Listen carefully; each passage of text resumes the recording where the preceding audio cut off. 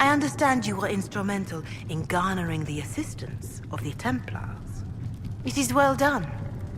And I pray this Inquisition fares better than the Chantry in its handling of magic.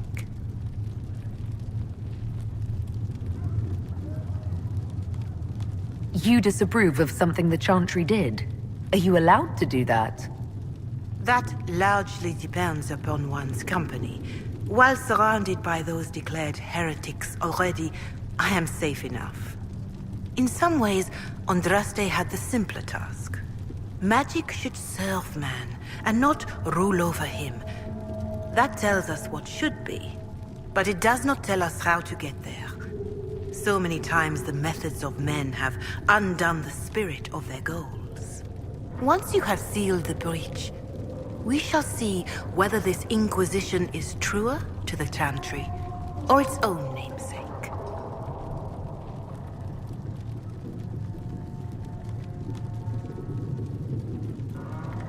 Can you tell me about the original Inquisition?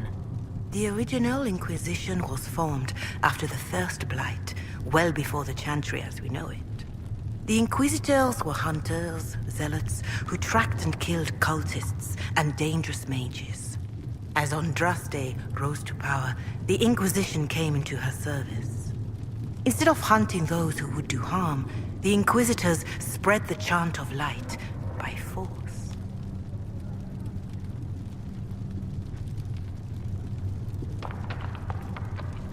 No wonder everyone is so nervous around us. Who chose that name? Divine Justinia herself. I understand that this was not a popular decision. In any case, once the chant of light had spread far and wide, there was less need for zealots. The Inquisitors became the seekers of truth, and eventually the Templars.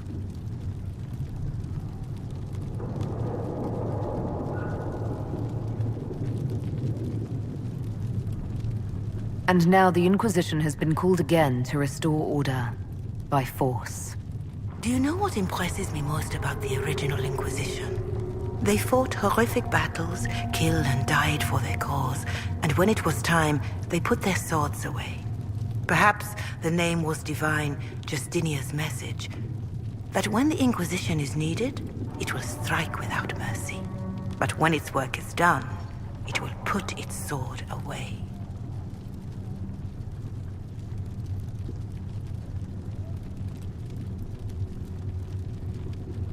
Can you tell me how our people are doing? What would you like to know?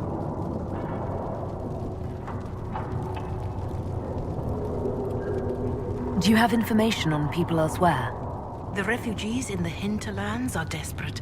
Without help, starvation or war will claim many lives. Villagers in Crestwood are besieged by their own dead. They have sent word begging for assistance. People are vanishing in the hills of Emprise de Lyon. It may be demons or something worse, but they are terrified. More than that I cannot say. It is a chaotic time for all in Olay and Ferelden. How are the villagers in Haven doing? You did well to gain the Templars to your cause.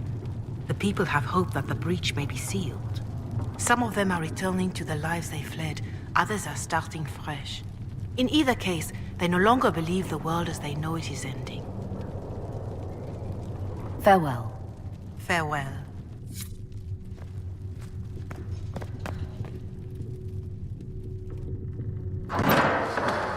The Inquisition cannot remain, Ambassador, if you can't prove it was founded on Justinia's orders. This is an inopportune time, Marquis. More of the faithful flock here each day.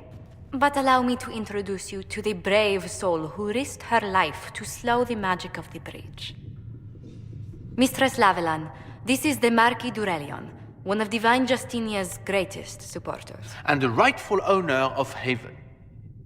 House d'Aurelion lent Justinia these lands for pilgrimage. This Inquisition is not a beneficiary of this arrangement. This is the first I've heard of Haven having an owner outside the Chantry. My wife, Lady Machin of Denner, has claimed to Haven by ancient treaty with the monarchs of Ferelden. We were honored to lend its use to Divine Justinia. She was a woman of supreme merit. I will not let an upstart order remain on her holy grounds.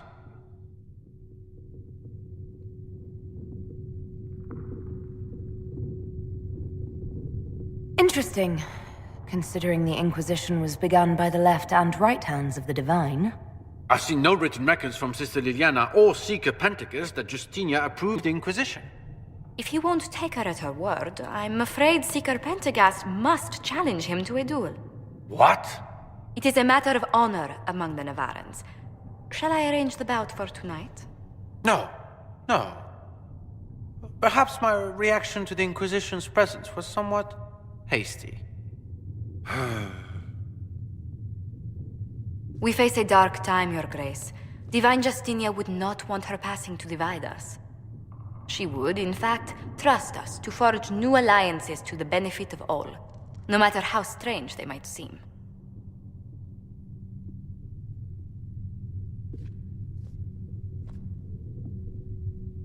I'll think on it, Lady Montilyet. The Inquisition might stay in the meanwhile.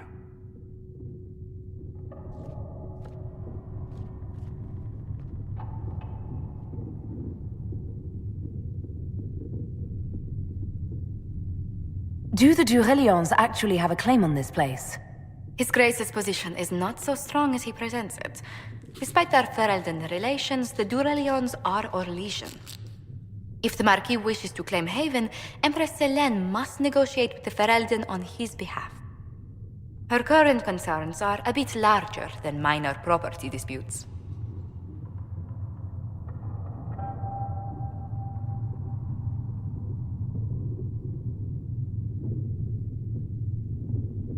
I'm so pleased the Marquis isn't tossing us out into the cold. His Grace is only the first of many dignitaries we must contend with. You expect more people in Haven? Undoubtedly. And each visitor will spread the story of the Inquisition after they depart. An ambassador should ensure the tale is as complimentary as possible.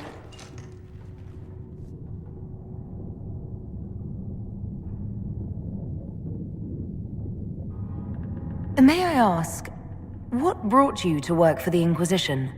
Sister Liliana approached me. We've been acquainted for quite some time. For better or worse, being the Inquisition's diplomat has become as interesting as she promised. What sort of dealings have you had with nobility? For some years, I was the royally appointed court ambassador from Antiva to Orlais. The nobility of Thedas is a rather singular sphere. Those I'm not acquainted with, I know through reputation.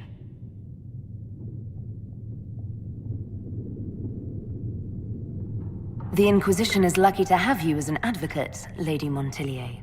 Thank you. Let us hope so. Thedas' politics have become agitated as of late. I hope to guide us down smoother paths. But please excuse me. I've much work to do before the day is done.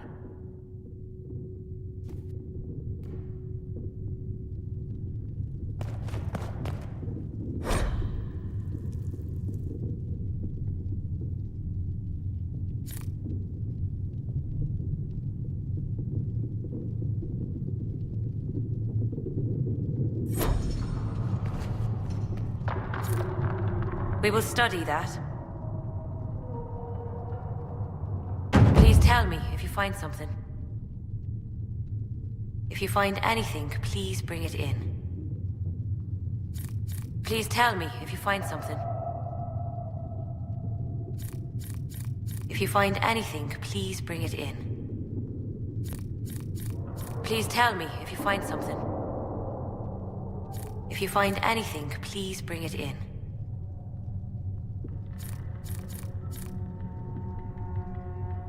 If you find anything, please bring it in. Please tell me if you find something.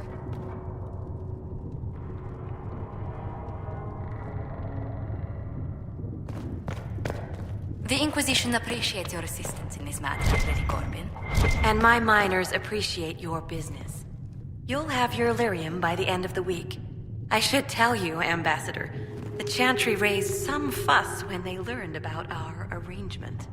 The Inquisition must certainly seem an audacious idea to the Grand Clerics.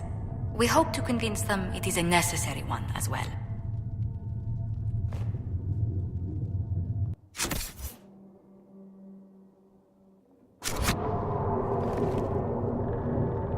You're the Herald.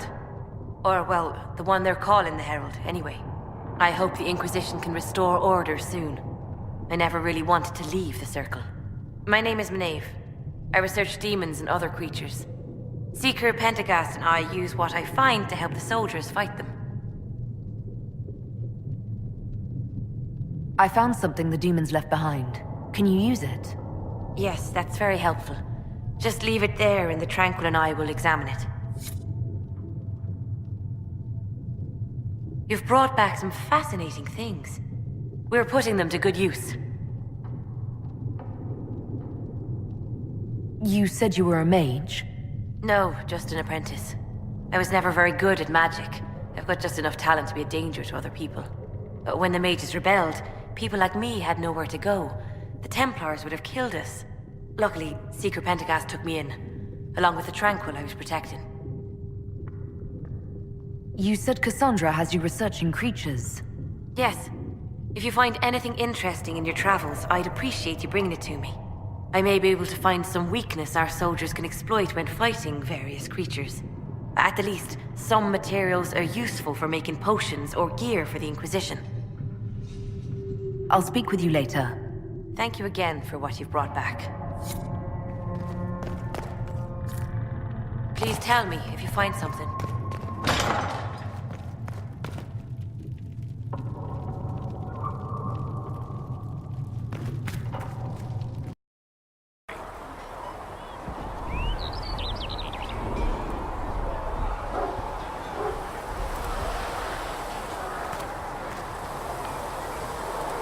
You took in the Templars.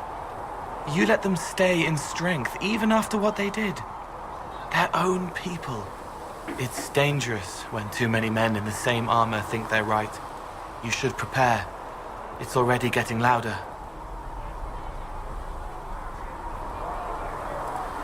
I'm still not certain what you are exactly. Are you a mage? A demon? I'm different. The elven mage understands me. He isn't afraid. But first, you seal it. I hope it hurts less. I'll help if I can, but I don't always say it right.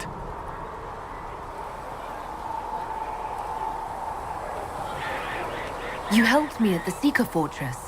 Say it however you like. I helped. It's good to hear. I will try.